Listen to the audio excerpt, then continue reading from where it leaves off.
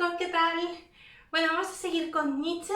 Hoy voy a empezar la parte del apartado 3, que es muy grandote, que sería un poco la propuesta filosófica de Nietzsche, más allá de la crítica que hace a la tradición y a la cultura occidental, que es en lo que me he centrado sobre todo en los dos vídeos anteriores. Hoy os voy a explicar el apartado 3.1 en este vídeo y luego el 3.2 y espero mañana el último y ya acabamos con Nietzsche.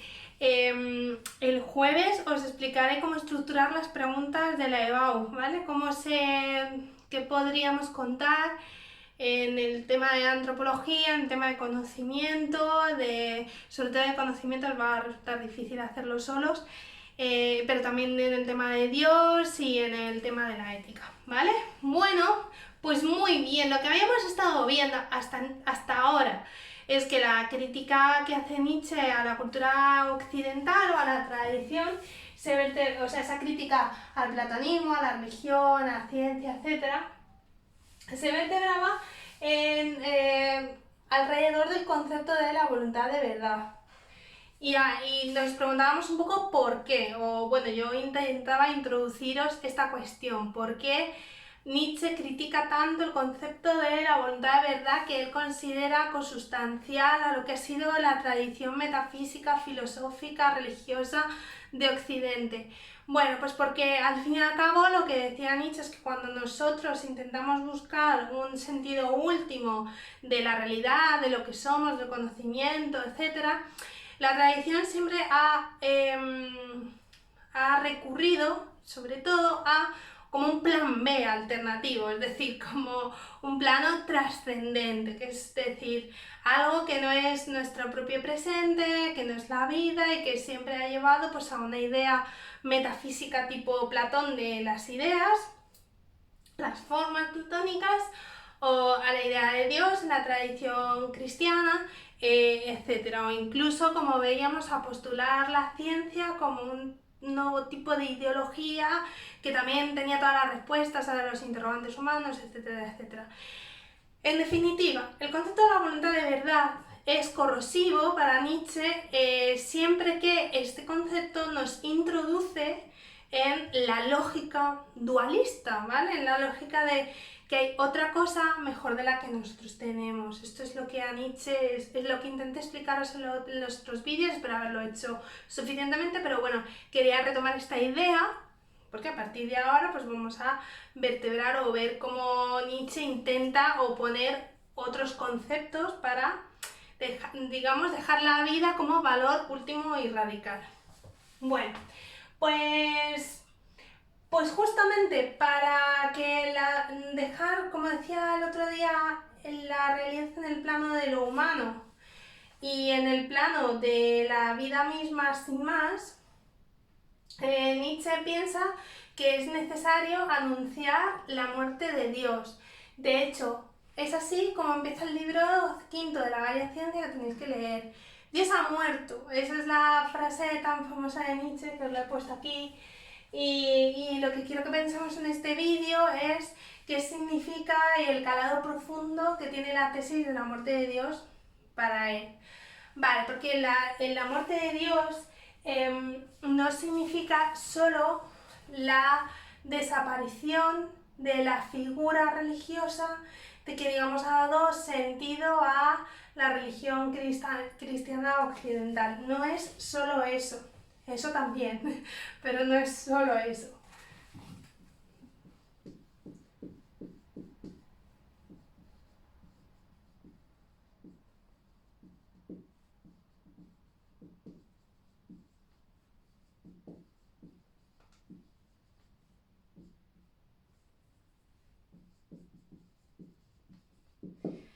Vale, la cuestión es que tiene un calado muchísimo más profundo y muchísimo más amplio, porque para Nietzsche lo que significa realmente la muerte de Dios es el fin de la verdad tal y como se ha pensado o como la ha pensado la tradición occidental.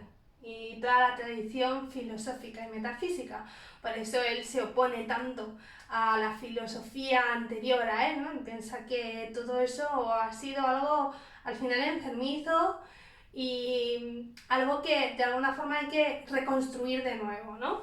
Entonces, para Nietzsche, como os decía, la verdad para Occidente significa el cierre de la explicación última de lo que somos, o del conocimiento, o de la realidad. Vamos a ver, por ejemplo, un ejemplo, o sea, Descartes, ¿no? ¿Os acordáis Descartes cuando analizábamos el contenido mental, las ideas ficticias, adventicias y las ideas innatas, etcétera? Sí que encontrábamos esta idea de Dios, ¿no? Que era la idea de un ser último, perfecto, infinito, y como eso, dado que no lo podíamos haber sacado de la experiencia, estaba en nosotros y tal. Y esta idea se convertía al final en el fundamento último, la base última sobre la que se asienta nuestro conocimiento, porque está en nosotros y desde ahí podemos ver lo demás, y la realidad misma, porque es la sustancia infinita, ¿no? O sea, eso le correspondía a la metafísica. Bueno, pues eso sería un ejemplo para Nietzsche de lo que no hay que hacer. Es decir, de postular al final el edificio del conocimiento, de la realidad y todo, fuera o en una idea que es trascendente. Lo veíamos también en la Edad Medieval.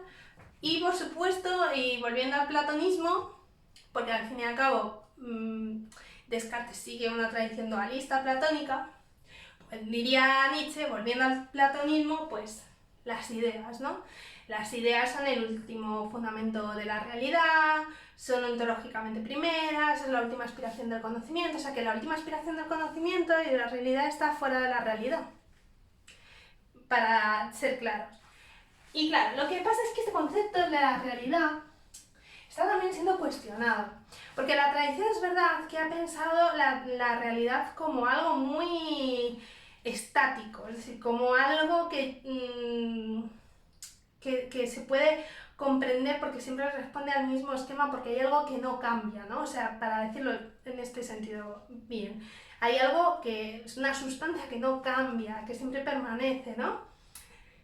Y claro, la metafísica contemporánea y toda la tradición contemporánea, si lo estáis viendo ya, cogimos a Hegel, Marx y Nietzsche, van ya todos un poco en ese sentido, la realidad es un proceso, y la realidad es devenir, y no es algo estático. Por tanto, si no es algo estático, huelga a decir que buscar algo que lo explique todo no es posible. Es decir, que nuestra sociedad tiene unos valores ahora que dentro de 5 siglos no valdrán. ¿Por qué? Porque la realidad va cambiando. Eso significa el devenir.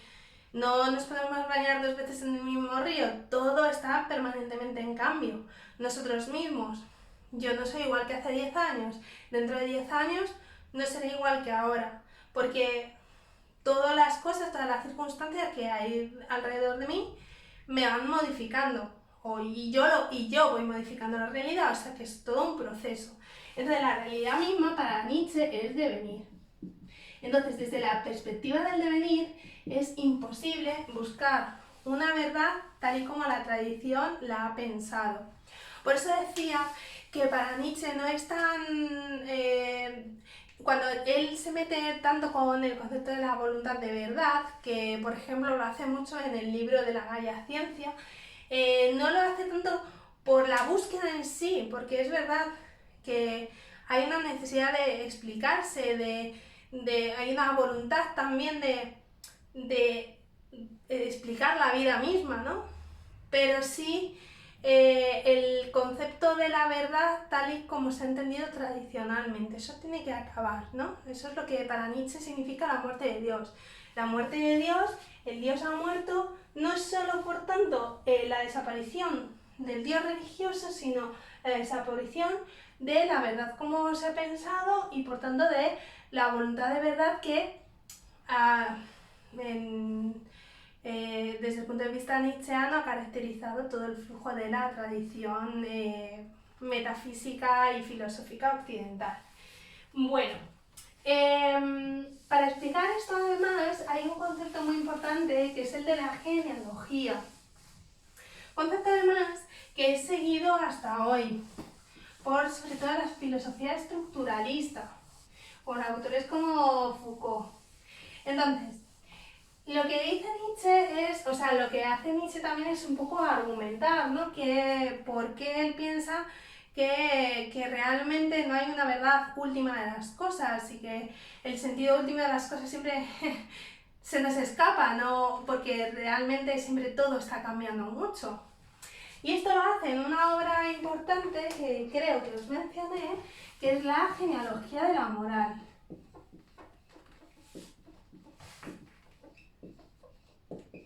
Bueno, una obra pues, ya del pensamiento de Nietzsche maduro, una obra más ya tardía de las últimas que él escribe, en la que lo que intenta es analizar cuál es el origen de la verdad, ¿no? La genealogía hace referencia a lo cuál sea el origen de algo.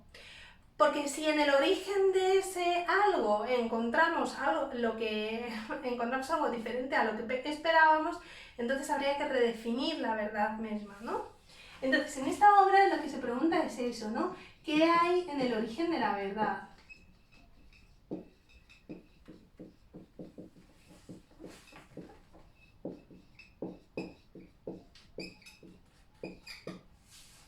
Bueno, y lo que dice Nietzsche es, cuando nosotros intentamos definir un concepto de forma, una idea, de forma universal, es decir, algo que sea definitorio para todos los seres humanos, por ejemplo, la idea de la justicia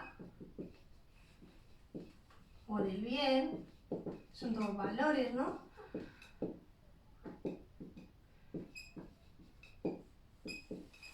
Cuando intentamos encontrar algo atemporal, se pregunta Nietzsche, ¿tenemos realmente algo fijo?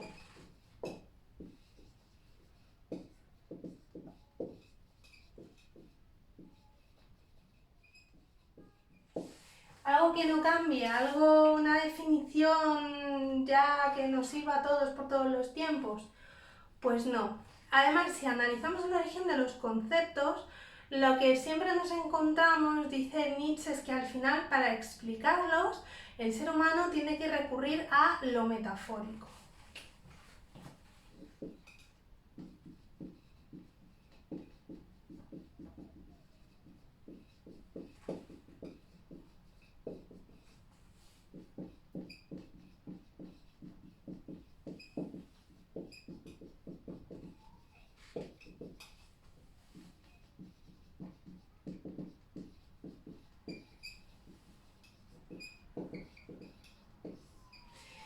Y si pensamos en el propio Platón, esto es bastante así.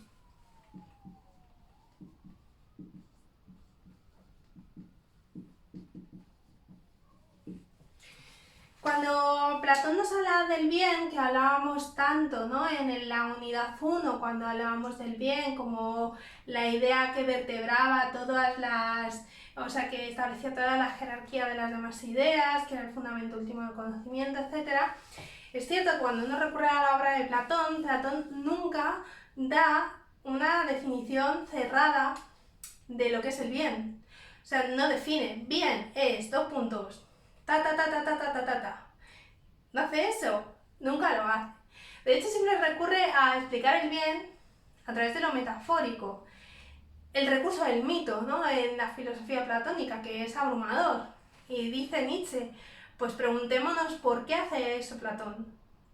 Pues porque en el origen del concepto bien existe nada más una metáfora. El conocimiento del ser humano es puramente metafórico. Cuando nosotros intentamos siempre definir algo, al final recurrimos al símil, a la analogía. Y además siempre necesitamos un ejemplo en concreto, porque si no, no entendemos. Y eso, diría Nietzsche, eso es fundamental. O sea, que el ser humano necesite para conocer ejemplos muy concretos y recurra siempre al símil y a la analogía y a lo metafórico no es accidental. Es porque nosotros si acaso haya un sentido último de las cosas, está como un poco velado, es decir, como si hubiese un velo.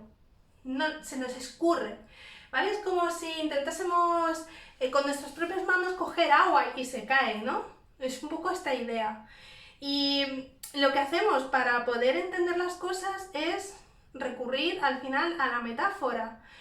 Platón hace eso, cuando habla del bien como el sol que ilumina el conocimiento y como la luz que da sentido a todo, pero eso es un símil, o sea, eso es una metáfora pura y dura.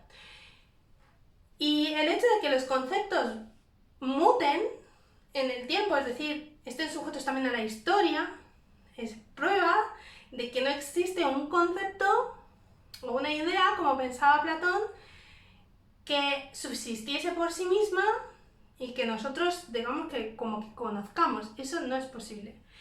Y esto es algo tremendamente importante porque la filosofía actual se basa mucho en esta idea de Nietzsche, ¿no? La idea de que el sentido último no se puede captar. Se escurre, es como si fueses a coger algo y pudieses coger un trozo. Dice, por ejemplo, Derrida, que es un autor también pues mucho más contemporáneo que Nietzsche, del siglo XX-XXI, la idea de Derrida es un poco esto de las cosas solo tenemos huellas, y eso es muy bonito, el concepto de la huella en Derrida. Es como vas cogiendo cosas que como que han pasado y que te permiten hacerte como una figuración, ¿no? Pero nunca tienes el original allí para saber qué es lo que ha pasado, ¿no? La huella, dice Derrida, es a la vez algo presente y algo ausente. Es como algo que nos permite reconstruir cosas y tener una idea de lo que ha pasado por allí, ¿no? La huella de un niño, de una mujer, de un perro, de lo que sea, ¿no? Una huella es algo que nos permite tener una noción, pero a su vez no es la presencia de esa persona, ¿vale? Es a la vez algo que se puede conocer y que no se puede conocer, como un sentido dado, pero que no está dado del todo, y esta es la idea que Derrida coge realmente de Nietzsche y que es muy propia de la filosofía actual, ¿no? La idea de que no hay un relato cerrado de las cosas y que nunca podemos, algo así como optar a una verdad metafísica última de la realidad, porque la realidad, diría Nietzsche, está siempre en continuo devenir y el devenir no permite que uno lo coja así y lo entienda perfectamente. Puedes tener una parte, otra se te escapa y en fin hay que ser consciente de eso. Por tanto, la metáfora es lo que está en el origen de los conceptos. Por tanto, los conceptos en sí o las ideas son metáforas, dice Nietzsche, de las que hemos olvidado su origen.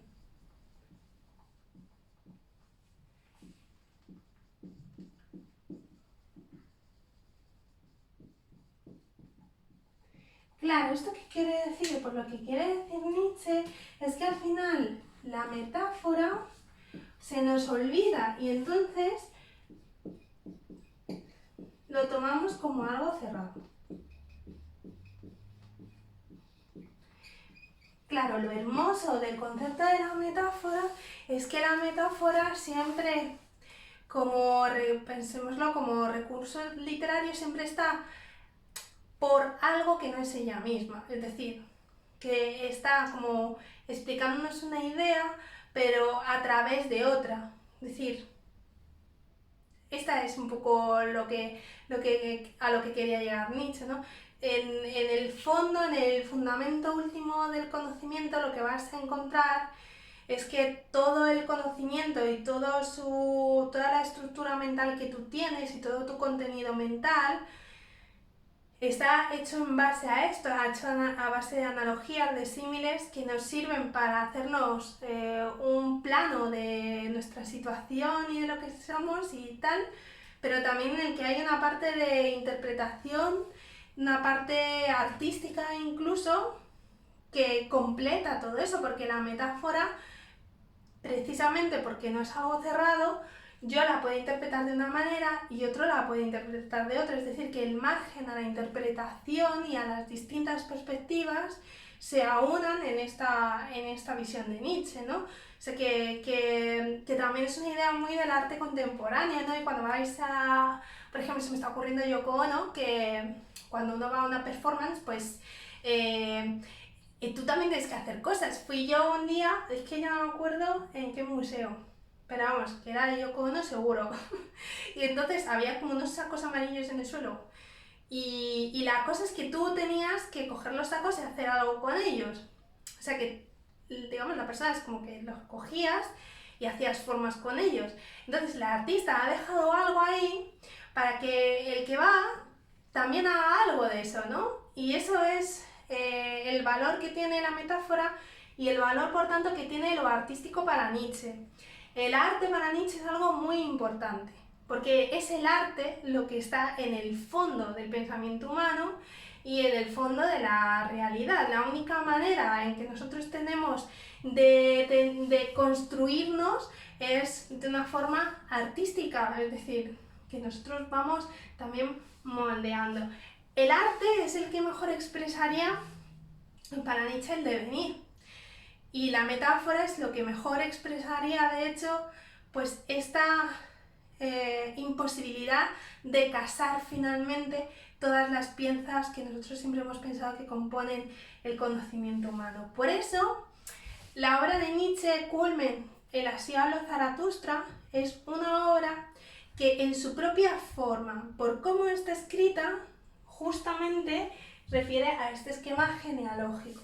Es toda ella una metáfora de una metáfora, todo es súper metafórico. De hecho, cuando se explica el eterno retorno, que es el eterno retorno, que es la última idea del tema, pues ya veréis que es una cosa que aparece como una cosa metafórica, enigmática, etc. Y es precisamente porque Nietzsche entiende que este es el mejor vehículo para expresar al final la condición humana, ¿no? Que es el arte. O sea, y el arte está siempre sujeto a la interpretación, está sujeto a lo que los otros hagan de ella. De hecho, hay una cosa importante en la filosofía contemporánea, y con esto acabo el vídeo, y es que poco a poco se va introduciendo la idea de que el otro nos completa, y eso es una idea que a mí me parece fantástica. La modernidad es tremendamente individualista, lo hemos visto, o sea, la modernidad va al sujeto, a cómo nosotros estructuramos las cosas, pero de forma individual. La época contemporánea no está ni mucho menos en esa idea. La idea de nuestra época y de nuestra era es que efectivamente solo en colaboración con los otros podemos tener una estructura más enriquecida de la vida y de las cosas. Cuando veamos a Ortega, que es el próximo tema, Ortega esto lo expresa muy bien con la idea de la perspectiva. Una perspectiva individual es muy poca cosa, es nada. Cuanto más perspectivas aunes a la tuya, más visión del mundo tienes, sin que eso resulte, como veremos también para Ortega, una verdad última metafísica, pero es verdad que si me quedo solo en mi punto de vista, probablemente me quede un poquito escaso. Si incorporo otras perspectivas a la mía, es como que si me pusiera otras gafas, ¿no? Cada vez puedo ver un poquito mejor. Bueno, pues esto es el concepto de la muerte de Dios, el concepto de la genealogía. Vuelvo ahora entonces con una cosa súper chachi, o sea, no lo perdáis, ¿eh? Esto ya estoy en plan youtuber de suscribís al canal y dadme like y me hacen el siguiente vídeo.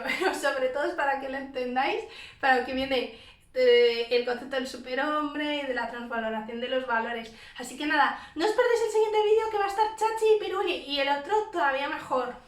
Todo es que me estoy poniendo el listón alto. Un beso y cuidaos mucho.